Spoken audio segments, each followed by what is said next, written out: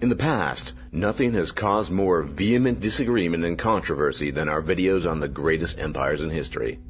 It turns out that some of you can't agree on, well, anything really. So to resolve the debate once and for all, we've put together a list of 10 empires that came the closest to world domination. For this list, we've defined world domination as both direct and indirect control over a majority of the Earth's population. What this means is that in order to qualify for this list, an empire would not need to control all of the world's landmass. It would just need to have come close to taking control of a majority of the Earth's population, while having the potential to influence the rest of the Earth.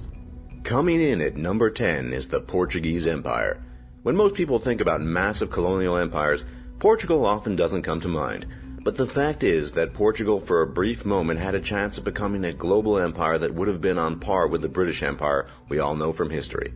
Portugal was actually the first European nation to seriously commit to colonial exploration, and they were the first European power to discover India, Sri Lanka, Japan, Brazil, and many portions of Africa. In East Africa, Portuguese forces conquered Mozambique, and in South America, Brazil was incorporated into its colonial empire.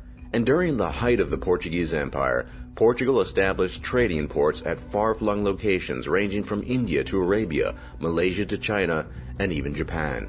As a result, Portugal dominated not only the trade routes between Asia and Europe, but also much of the trade between different regions of Asia itself. It's impressive that Portugal managed to establish such a powerful global empire at such an early time in history. In many ways, if Portugal hadn't declined after the 1500s, it's very possible they could have amassed an even larger empire than the British Empire were able to obtain later in history. If Portugal had maintained total control over their Asian trade routes, the Portuguese Empire would have been the richest empire in all of history. It's probable that this enormous wealth could have financed conquests of India, Africa, China, South America, and the rest of the world. Number 9 is the Timurid Empire. The Timurid Empire was a nomadic empire that grew into prominence after the disintegration of the Mongolian Empire. The Timurids controlled vast swaths of territory in the west of Turkey, Iran, the Caucasus, Mesopotamia, India, as well as much of Central Asia. Unlike the Mongols, whose conquests far outstripped their ability to govern, the Timurid Empire arose in the early 1400s, where technology had advanced to a point where communications within massive empires could be maintained, but also hadn't developed to the point where civilized armies could meaningfully oppose them. Tamerlane, who was both the founder and absolute ruler of the Timurid Empire, envisioned a restoration of the Mongol Empire of Genghis Khan. His rapid rise to power was mainly due to the fact that no other force on the planet could defeat his armored horse archers. Tamerlane routinely defeated both Arab and Indian armies alike, but what put Tamerlane on the verge of world domination was his plan to attack the Ming dynasty in China. Conquering the population and resource-rich Ming dynasty would have put the Timurid Empire close to controlling a majority of the Earth's population. Tamerlane, however, died before ever reaching China, but had he survived, it's very likely the Timurid Empire would have been on the path toward world conquest. Number 8 is Nazi Germany. Some historians have concluded that if Hitler had made a few different decisions, he would have won the Second World War, which undeniably would have handed Germany a chance at world domination. Perhaps if Hitler hadn't declared war on Russia prematurely, won the African campaigns, or successfully invaded Britain through Operation Sea Lion, Nazi Germany could have become the undisputed master of the planet.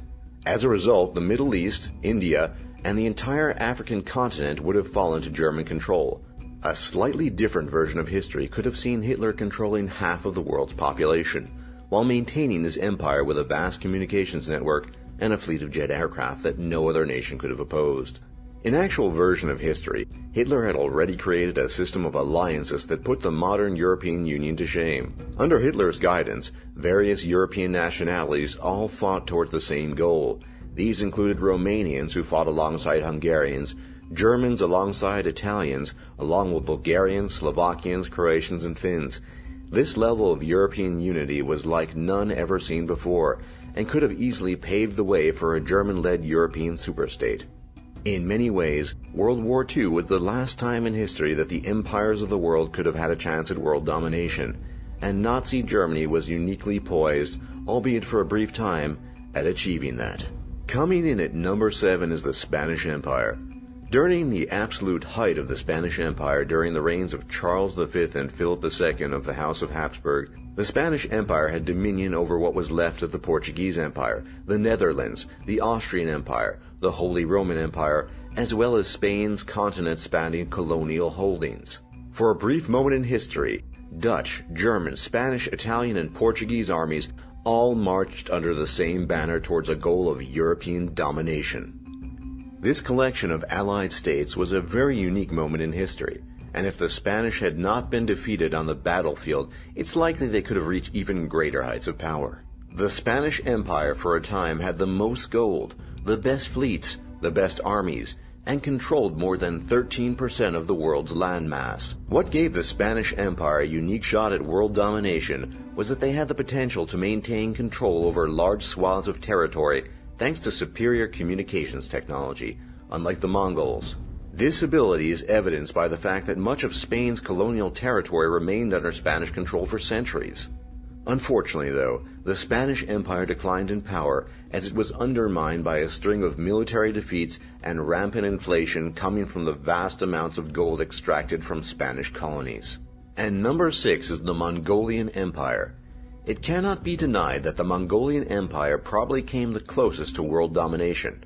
During its rise, no other force on the planet could compete with the tactics of the Mongolian armies. And if the Mongolians had desired to, it is very possible that they could have swept into Europe, conquered it, and beheaded the Pope, all before the year 1300. But instead, the Mongolian Empire's greatest achievement became its greatest weakness. Despite Mongolian attempts to administer their massive continent-spanning territories and to tolerate the diverse races and religions of their subjects, the Mongolian Empire quickly fractured after Genghis Khan's initial conquests. Because despite the Mongolian Empire's power on the battlefield, the logistics to maintain the communication across a racially diverse 33 million square kilometer empire simply did not exist in the year 1279. Still, the Mongolian conquerors managed to control over 22% of the world's landmass, stretching all the way from China to the edge of Poland, and 1 out of every 4 people on the entire planet lived under Mongolian rule. Meaning that for a brief moment, the Mongolian Empire came very close to world domination, and had things been different, it is very possible they could have achieved it. Stay tuned for part 2 of this video, where we'll look at another 5 empires that came the closest to world domination. If we missed any, please let us know in the comment section, and tell us which empires you'd like us to look at in part 2 of this video. And don't forget to leave a like and subscribe if you haven't already, and we'll see you all in part 2.